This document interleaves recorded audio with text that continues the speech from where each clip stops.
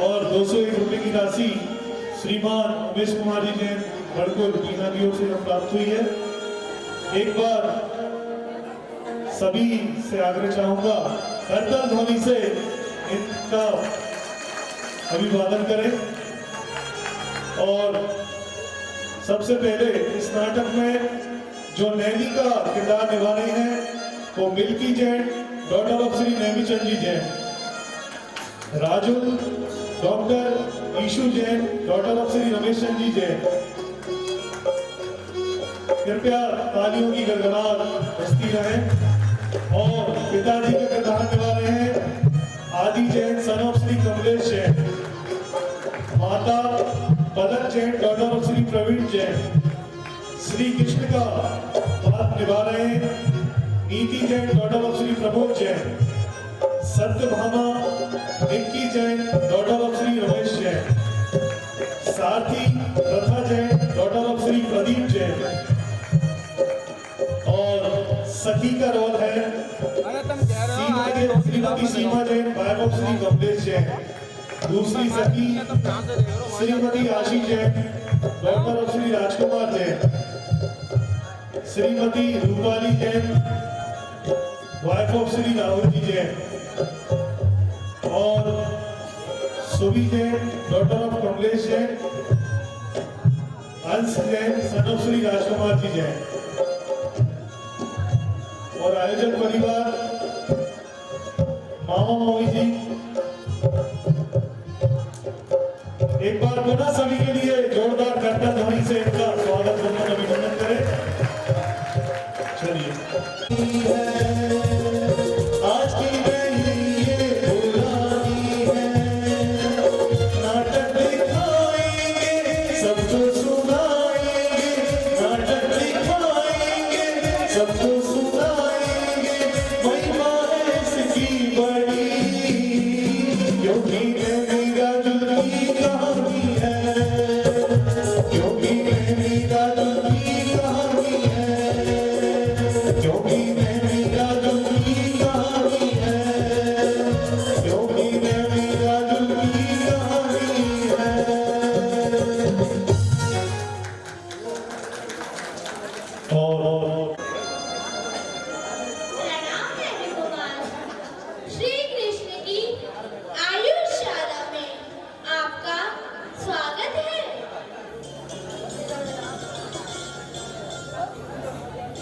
अच्छा, हम तो श्री कृष्ण के दर्शन के लिए उत्सुक हैं।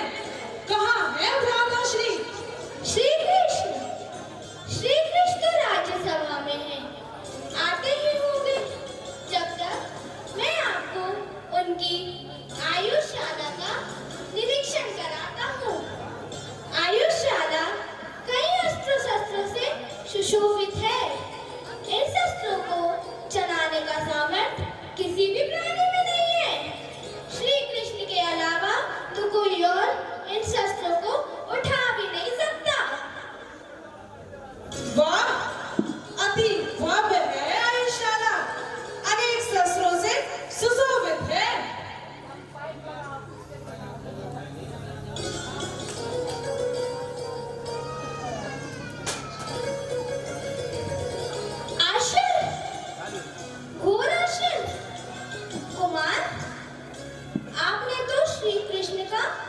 सुदर्शन चक्र उठा लिया। कुमार जरा संभल कर।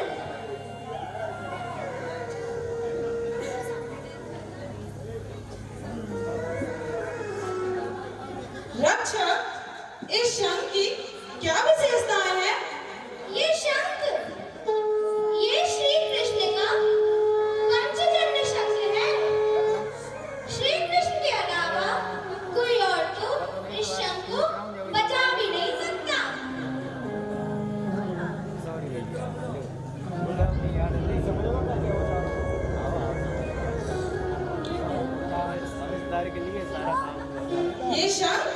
ये शंख तो बड़ा ही भव्य है।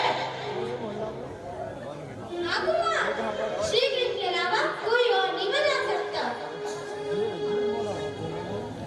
जोर से शंख बजाते हैं सुदर्शन चक्र उठाते हैं, सिंहासन हिल जाते हैं, श्री कृष्ण व्याकुल हो जाते हैं।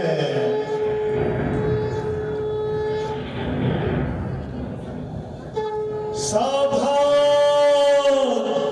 द्वारकाधीश महाराजाधिराज यदुराज वासुदेव पधार रहे हैं।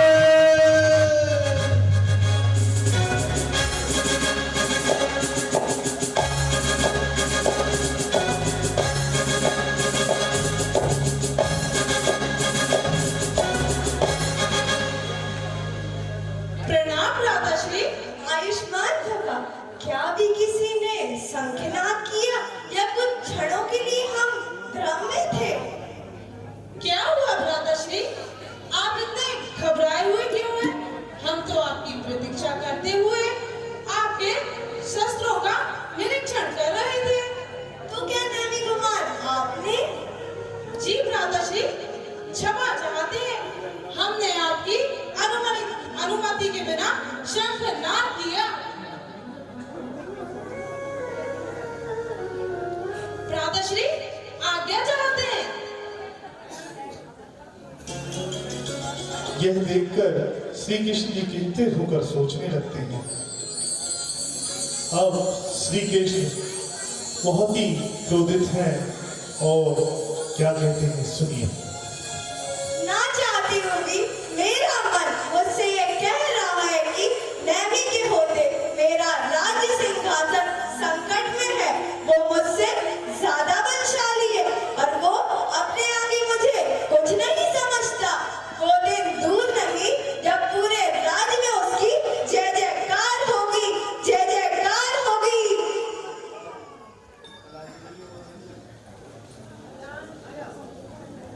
नहीं, हमें नेमी के बारे में उल्टा सीधा नहीं सोचना चाहिए। हमें उस पर अविश्वास नहीं करना चाहिए। चाहे कुछ भी हो जाए, वो मुझसे युद्ध नहीं करेगा। तभी भविष्यवाणी होती है, वासुदेव आप निश्चिंत रहें, नैमी कुमार युवावस्था में ग्रह त्याग कर जिन दीक्षा धारण करेंगे।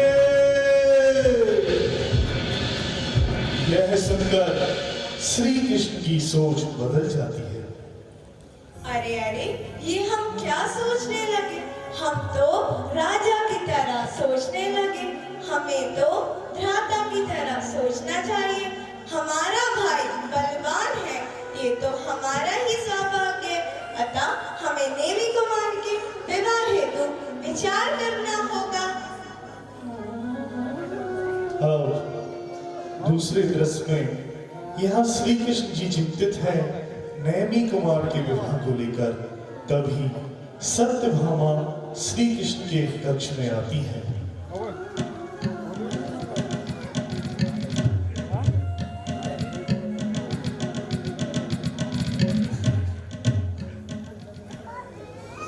स्वामी, आप चिंतित क्यों हैं?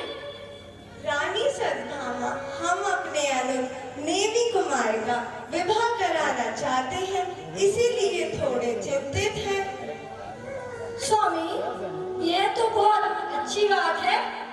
अपनी देवरानी तो मैं ही लाऊंगी और वो भी सद्गुण संपन्न लाऊंगी। यह तो बहुत अच्छी बात है। तो आप ही कोई योग राजकुमारी बताइए रानी। स्वामी, मेरी छोटी बहन राजुल, वह सद्गुण संपन्न और सभी गुणों से सुशोभित है। यह तो अति उत्तम प्रस्ताव है। चलिए इस प्रस्ताव के बारे में हम नेमी कुमार के विचार जान लेते हैं। और जी स्वामी, अवश्य। तभी श्री कृष्ण सत्यभामा विवाह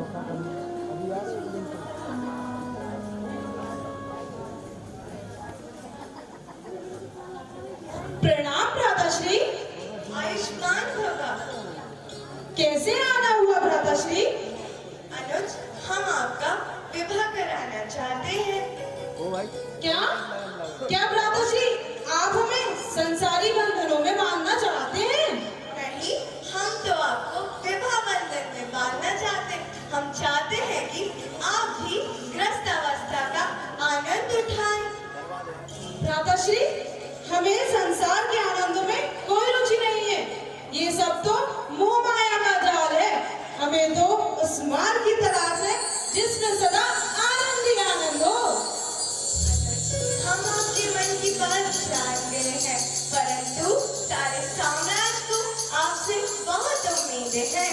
पूज्य जनों की इच्छा है कि आपका विवाह कराया जाए। भ्राताश्री, ये आप हमें कैसे धर्म संकट में डाल रहे हैं? अरे सुनिए, सुनिए तो हमारी रानी सद्भामा, इनकी छोटी बहन राजनमती आपके लिए श्रेष्ठ कन्या है। सुनिए राजकुमार, मेरी छोटी बहन राजुल बहुत ही सुनिए राजकुमार नेमी, मेरी छोटी बहन राजुल बहुत ही कुशल और सब गुण संपन्न है। आप एक बार विचार तो करें नेमी कुमार। अति उचित, अति उत्तम। जैसी आप दोनों की इच्छा भ्राताश्री। रानी सद्भामा, आप राजा उग्रसेन के पास जाइए और उनकी छोटी पुत्री राजनमती का हाथ हमारे अनुज नेमी कुमार के लिए मांगिए। जी स्वामी, अवश्य।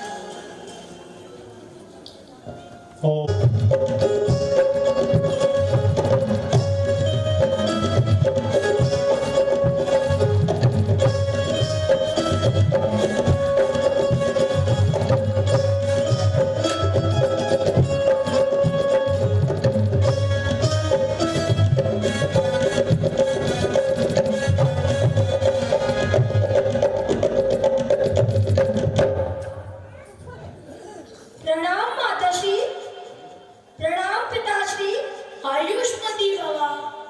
पुत्री सद्भामा, कैसे आना हुआ? सब कुशल मंगल तो है? जी माताश्री, सब कुशल मंगल है। आप मेरी बात सुनेंगी तो फूली नहीं समाएंगी। मैं बहुत अच्छी खुशखबरी लेकर आई हूँ। तो पुत्री शीघ्रता से बताएं, क्या खुशखबरी है? माताश्री, आपने हमारे देवर नेमी कुमार के बारे में तो सुना ही होगा। वे अति बलशाली और चर्म शरीरी हैं। मैं स्वयं उनके विवाह का प्रस्ताव अपनी छोटी बहन राजुलमती के लिए लेकर आई हूँ। वे राजुलमती के लिए सर्वश्रेष्ठ वर है और राजुलमती भी उनके लिए योग्य है। यदि आप दोनों की सहमति हो तो।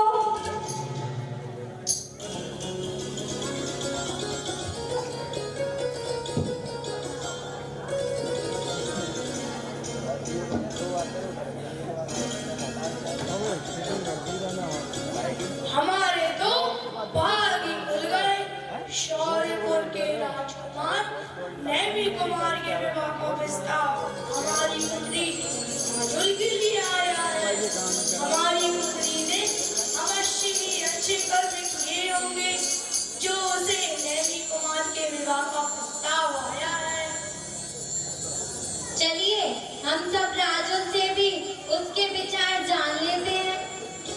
जी माताश्री, चलिए। तभी यहाँ सत्यभामा माता पिता की आपके विवाह हेतु राजकुमार नेमीश्वर का प्रस्ताव लाए हैं। क्या ये संबंध आपको स्वीकार है? माता, जैसा आपको और पिताश्री को उचित लगे। बधाई हो सद्भामा, बधाई।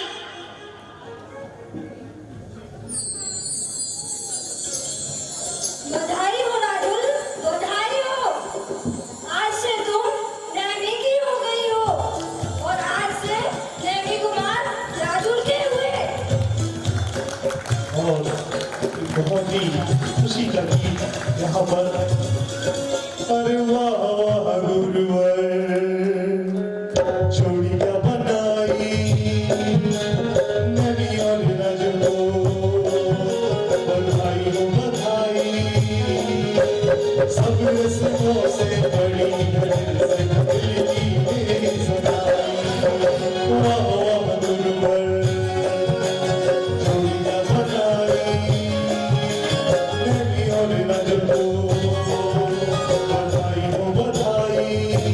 सब रस्तों से बड़ी है दिल की ये सवारी। वाह गुरुवर,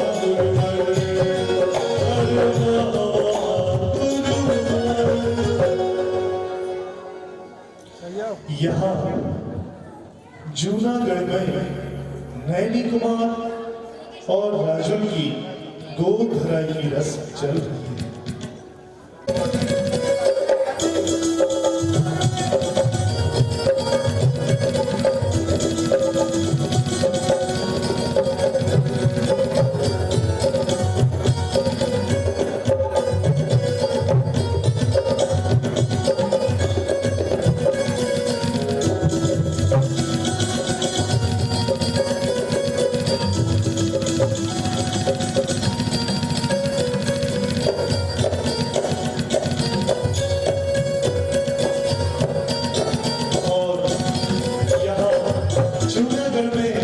नैनी कुमार और राजुल की गोद भराई की रस्म चल रही है।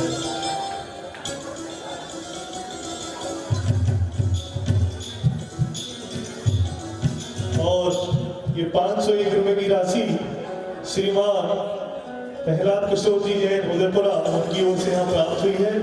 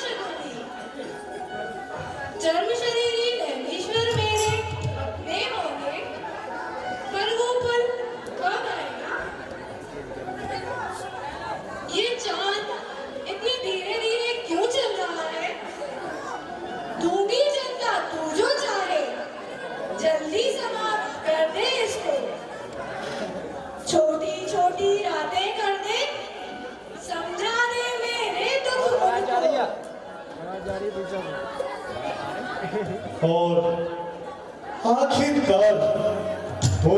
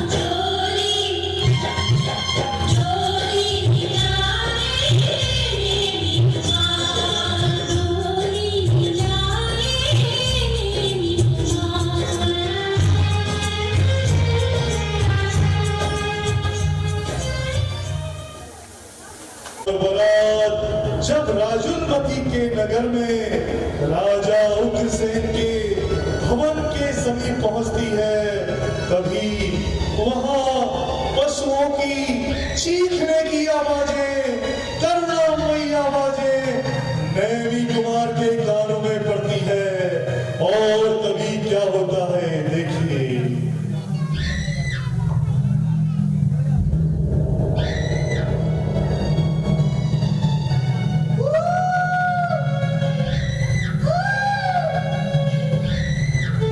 अच्छा, ये कैसी आवाजें हैं? ऐसा लग रहा है कोई प्राणी डर से करारा हो। जाओ निरीक्षण करके आओ। मैं अभी निरीक्षण करके आता हूँ।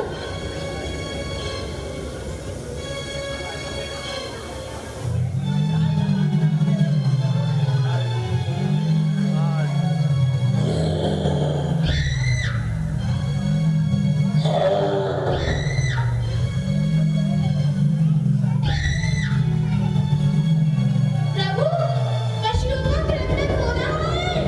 क्या पशुओं का वध हो रहा है। क्या पशुओं का वध? रोक दो ना सारथी, बंद कर दो सांच को। जीव क्यों ये बंद है? मुझको बता इस बात को। ये चीखते मचलते किस लिए ये बंद है? दर्द इनको हो रहा, सुन दर्द दिल की आवाज हो। आपके नाती बनाती का बने भोजन ये सब भक्षण अभक्षण मांस के प्रेमी जो शौकीन है। नजारा देखिए मेरा, कलेजा मुंह को आता है। किसी की जान जाती है, किसी को स्वाद आता है। ये हिंसा की अनादि है, हत्याकांड है गौरा। नहीं नहीं वीर की शादी, नहीं नहीं वीर की शादी। प्रभु, ये आप क्या कह रहे हैं? मैं सत्य ही तो कह रहा हूँ। क्या फर्क पड़ता है मैं निमित्त बना या बनाया गया? ये हिंसा पशुओं की है और मोहिनी के बस होकर हम संसार में सुख मनाते हैं, परंतु सुख है कहाँ? सुख है कहाँ? मोड़ दो ना साथी। कैसे रथ को मोड़ दूं? मैं आज तो रणद्वार से मेहंदी रचे हाथ लिए खड़ी राजुल द्वार पे।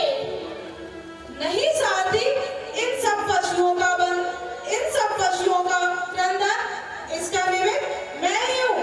अब मैं विवाह नहीं करूँगा, मैं विवाह नहीं करूँगा। मैं अपना मन ध्यान में लगाऊंगा और संयम धारण करूँगा। मोड़ दो ना साथी। नहीं नहीं नहीं नहीं स्वामी, नहीं नहीं नहीं स्वामी, नहीं नहीं स्वामी, नहीं साथी, नहीं काम किया जाए। नहीं स्वामी, नहीं स्वामी, नहीं।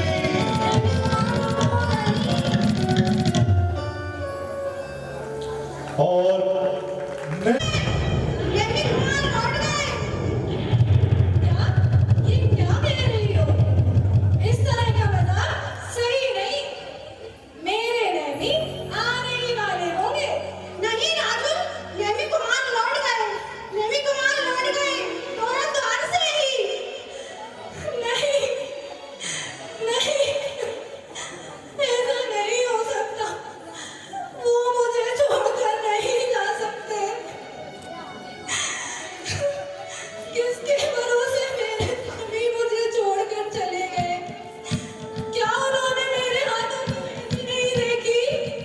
ये लाल जोड़ा नहीं देखा? कहाँ चले गए स्वामी? कहाँ चले गए? राजुल, तुम चिंता मत करो। माता श्री पिता श्री जाएंगे, जाकर उन्हें मनाकर ले आएंगे। राजुल,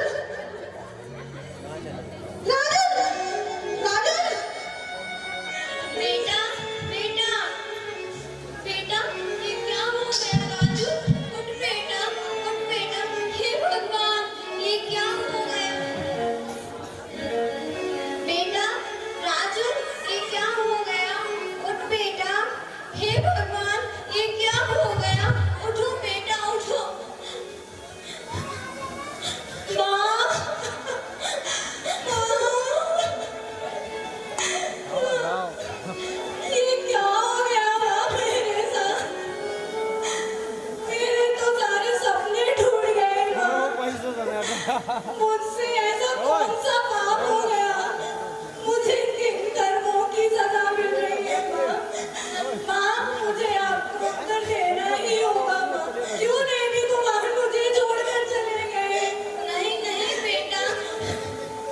तभी राजुल के पिताजी उपस्थित होते हैं।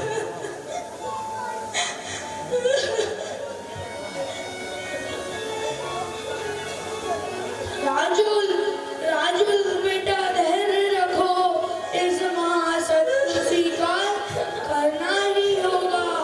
नैमिश्वर ने वैराग धारण कर लिया है। परंतु पिताजी,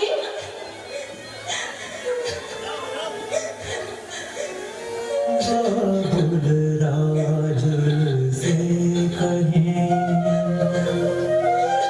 बेटी धारो धैर्य, जो होना सो हो गया, तुम ना छोड़ो धैर्य।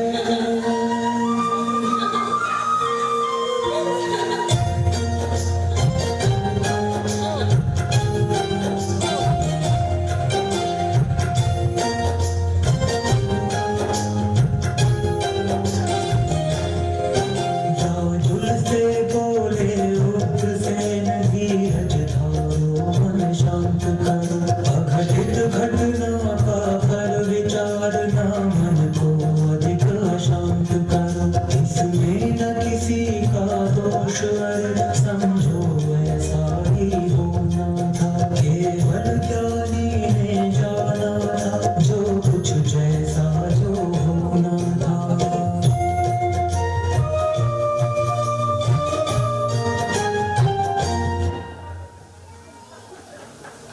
बेटा राजुल, जो हो गया उसे बदलना संभव नहीं। तुम्हें नैमी को भुलाना होगा और अपने जीवन पर विचार करना होगा। हम किसी सुयोग पर से तुम्हारा विवाह कराएंगे।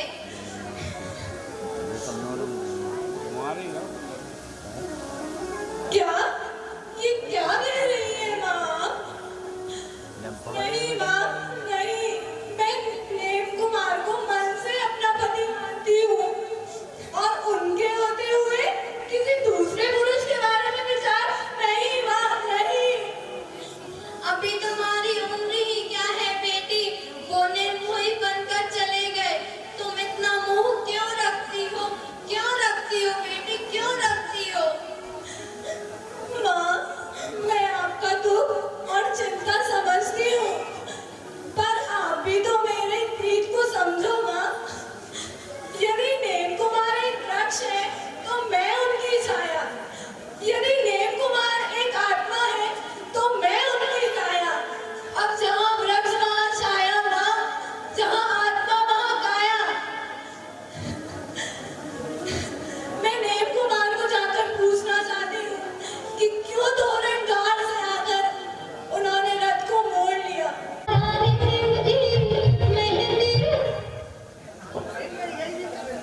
रोती हुई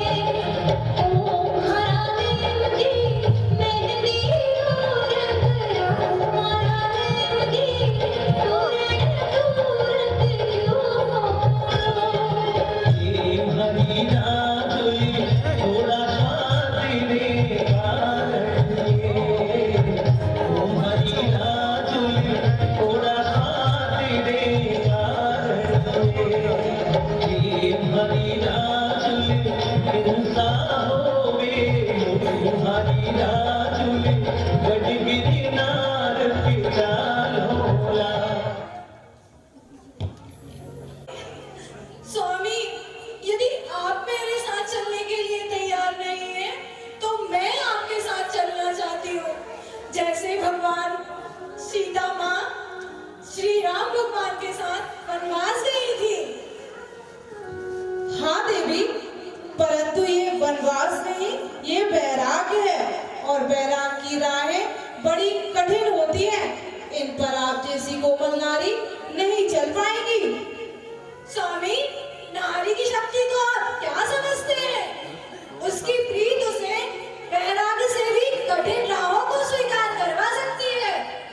हाँ देवी, अगर आप अपनी प्रीत को वैराग का रंग दे दें तो आपकी आत्मा का कल्याण हो जाएगा और मरने जीने की सार्थकता भी इसी में है।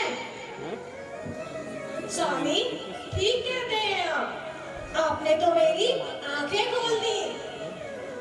सुरों की नींद से जगाकर मुझे सच्चा मार्ग दिखा दिया। अब मैं भी संयम धारण करूंगी और आपके साथ बैराग के पथ पर चलने के लिए तैयार हूँ। हाँ देवी, ये आपने सही निर्णय लिया। आप तो हमारे साथ चलिए। बैराग है ये बैराग, और बैराग तो बड़ा ही अति उत्तम होता है। चलिए बैराग पथ पर देवी, चलिए।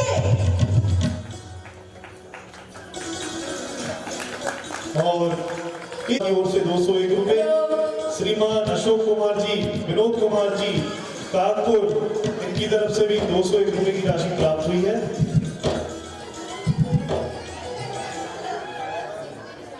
और देखिए गिरनार पर्वत पर शेषावन में नैनी और राजू का दृश्य। एक बार जोरदार करता ध्वनि।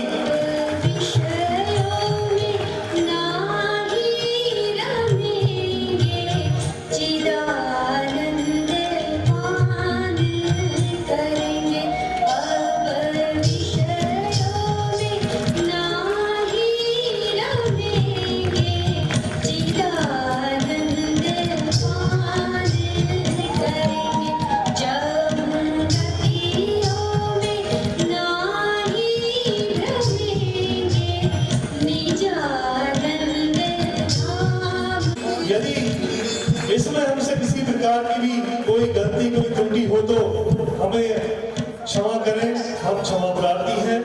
और इस नाटिका की जो सूत्रधार है वह श्रीमती इंदु, वाइफ ऑफ श्री संजीव जी जैन, गुरुवर वशीम जी विदिशा, इनके लिए भी जोरदार करतल ध्वनि। और सभी पात्रों के लिए एक बार पुनः करतल ध्वनि। सभी पात्रों ने बहुत ही शानदार नाटिका यहाँ पर की। और जो सूत्रधार तो ये है और मंच संचालन मैं कर रहा हूँ। मेरा नाम भी आपको बता दूं, पीयूष जैन, मेरे लिए भी ताली बजा रहे हैं।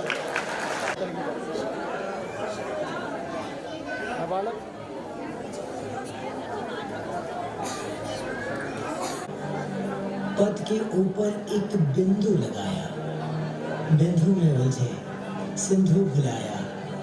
इस बंदवाद ने हमें कहां तक पहुंचाया।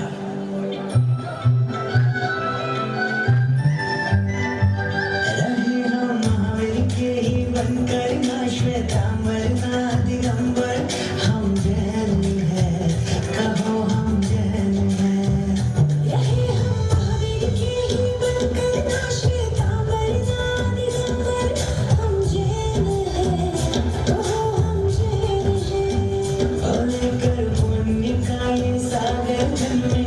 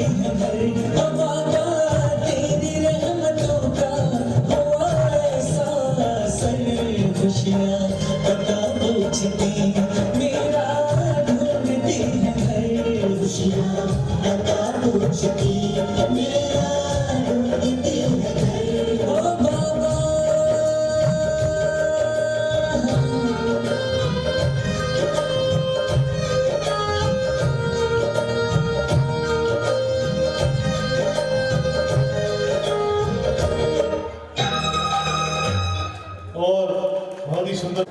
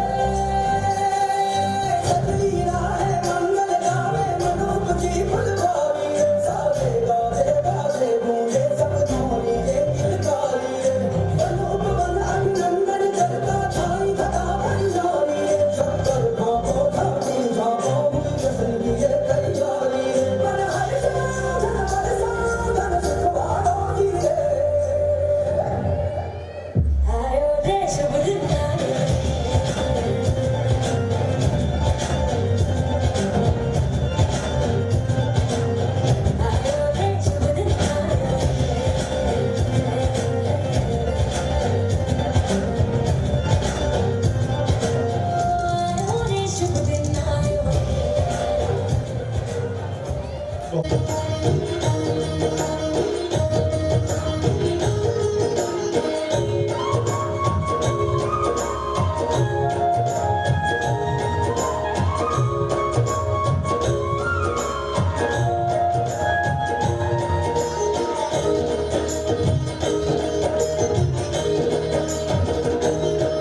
की रीत राग जिन मुद्रा लख रोम रोम हर्षाए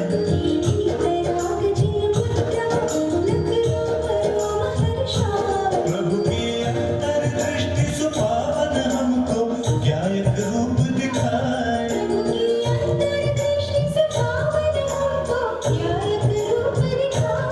तेरे दर्शन को हम आए निज में निज की प्रभुता पाए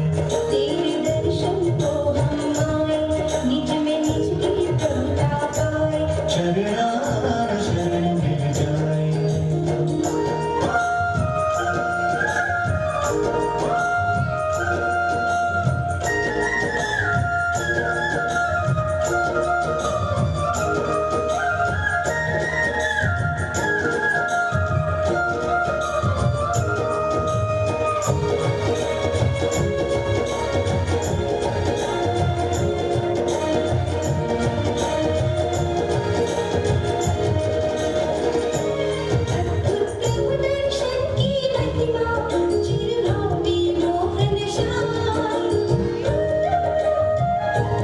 अद्भुत प्रभु दर्शन की महिमा चिरभावी मोहन शाय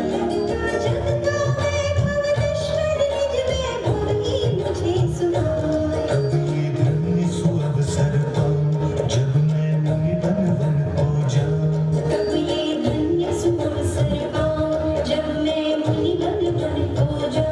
ये भाव आए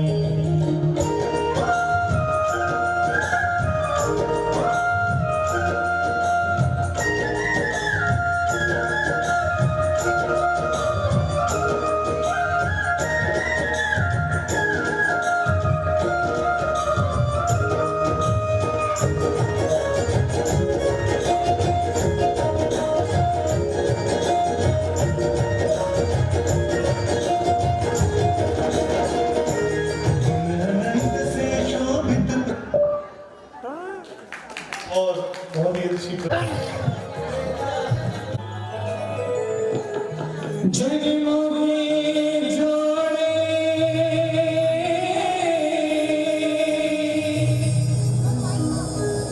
जन्मों के जोड़े कृपया सभी लोग पंडाल में जाएं। जिस जीने वाले मेरे राम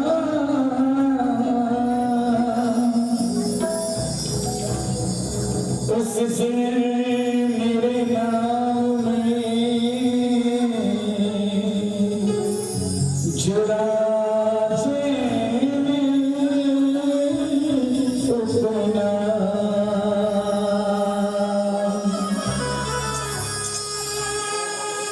हम सब इस बात के लिए बहुत गौरवान्वित हैं, बहुत गर्व महसूस करते हैं कि हम सबका जैन कुल में जन्म हुआ। आप में से कितने लोग इस बात के लिए बहुत अपने आप को पुण्यशाली मानते कि आप जैन हैं? इतना सोच के उत्तर देने वाली बातें नहीं। बोली जैन धर्म की जय हो। तो हम जैन हैं और इस बात का हमें बहुत गुरूर भी है, अभिमान है, मान है। उसके लिए ये पंक्तियां लिखी हैं, सुनिए। कि कोई पिछले जन्म के अच्छे कर्म मुझे जैनी कोई परिवार मिला, कोई पिछले जन्म के अच्छे कर्म मुझे जैनी कोई परिवार मिला। अरे हर प्रभु की शरण मिली, संतों मुनियों का प्यार मिला, मुझे जैनी कोई परिवार मिला। कोई पिछले जन्म के अच्छे कर्म मुझे जैनी कोई परिवार मिला, पिछले जन्म के अच्छे कर्म मुझे जैनी कोई परिवार मिला।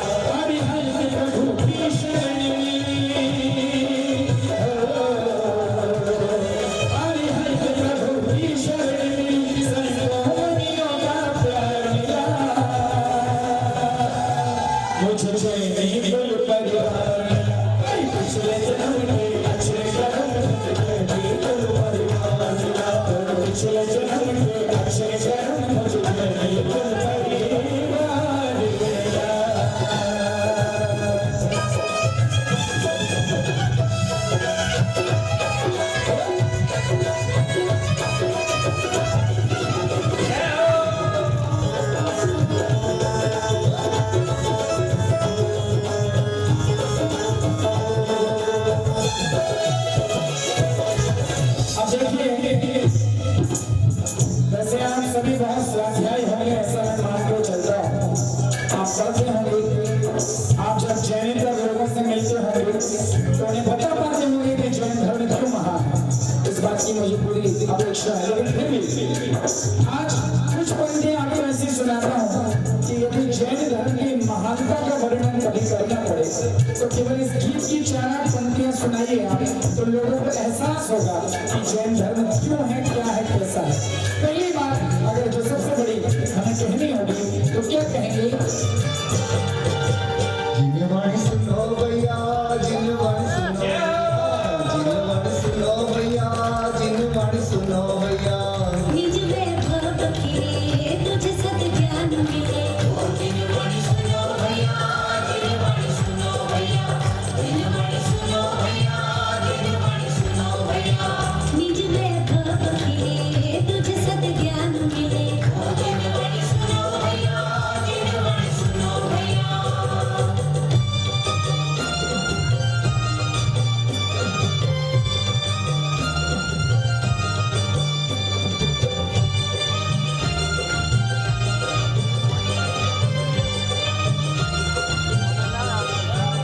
ज्ञान की चांदनी दिल में है खिली, मिथ्यात्व का सब अंधेरा गया, मिथ्यात्व का सब अंधेरा गया। रागी बोलो, ये समझ लो कि भव भव का फेरा गया। ये समझ लो कि भव भव का फेरा गया। जिनवाणी सुनो भैया, जिनवाणी सुनो भैया, जिनवाणी सुनो भैया, जिनवाणी सुनो भैया। कहानी सबको मालूम है। ये गंगा की धारा, यहाँ बैठा है तपस्वी जटाजूटधारी जिसने अग्नि की लकड़ी जलाई हुई है, और वहां से आए तीर्थंकर बालक पार्श्व कुमार अपने मित्रों के संग और अवधि ज्ञान से जान लिया कि इस लकड़ी में एक जीवित नाग और नागिन का जोड़ा जल रहा है। तो जो संवाद हुआ उस तपस्वी और पार्श्व कुमार के बीच वो गीत में प्रस्तुत है। क्या बोले पार्श्व कुमार तपस्वी से?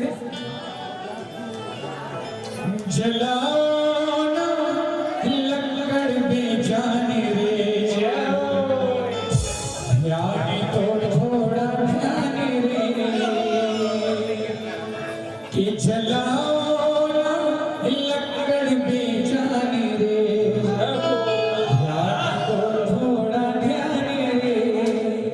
हो कहीं निकल ना जाए, कहीं निकल ना जाए, कहीं निकल ना जाए, कहीं निकल ना जाए। नाग नागिन के, नाग नागिन के, नाग नागिन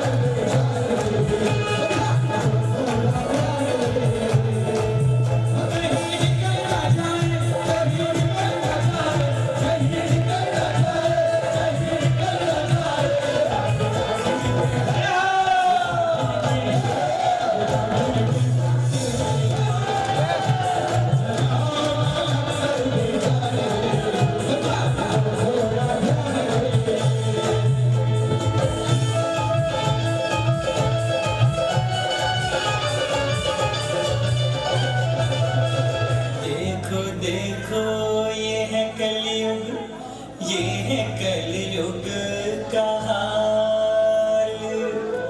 भगवान के दरबार में भी श्रृंगार करके आते हैं। बहाना तो है दर्शन पूजन का, पर मिले साथी तो यहाँ पे भी बतियाते हैं। अरे माता बहनों जरा ये बता